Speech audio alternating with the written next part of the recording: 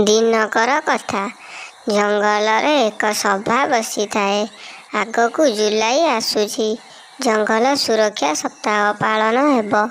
ଏଥିପାଇଁ ବାଘ ମାମୁଁ ପ୍ରତିଯୋଗିତାର ଆୟୋଜନ କରିଥାନ୍ତି।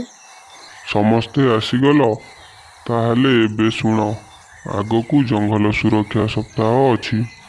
ଜଙ୍ଗଲକୁ ସୁରକ୍ଷା ଦେବା ଆମର ଦାୟିତ୍ୱ। ଗଛ କଟାଳିଙ୍କୁ ଜଙ୍ଗଲ ଭିତରକୁ ଆସିବାକୁ ଦେବ ନାହିଁ। ଏବେ ପ୍ରତିଯୋଗିତା ଆରମ୍ଭ କର ବିଲୁଆ। ହଁ ମହାରାଜ, ପ୍ରଥମେ ଦୌଡ଼ ପ୍ରତିଯୋଗିତା ହେବ। ଦୌଡ଼ ପ୍ରତିଯୋଗିତାରେ ଠେକୁଆ ଓ କଇଁଛ ଭାଗ ନେଇଛନ୍ତି। ଏହା ଶୁଣି ଠେକୁଆର ମନ ଖୁସି ହୋଇଗଲା, କାରଣ ସେ ଜାଣିଛି କଇଁଛ ଦୌଡ଼ି ପାରିବ ନାହିଁ। ତେବେ ସେ ଜିତିବ।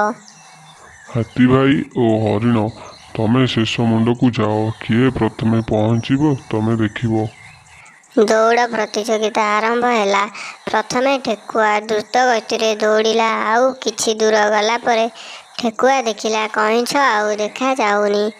ଗୋଟିଏ ଗୋଟିଏ ଚାଲି ଆସୁଥିବ। ମୁଁ ଟିକେ ବିଶ୍ରାମ ନେଇଯାଏ। ଠେକୁଆ ବିଶ୍ରାମ ନେଉ ନେଉ ଶୋଇଗଲା।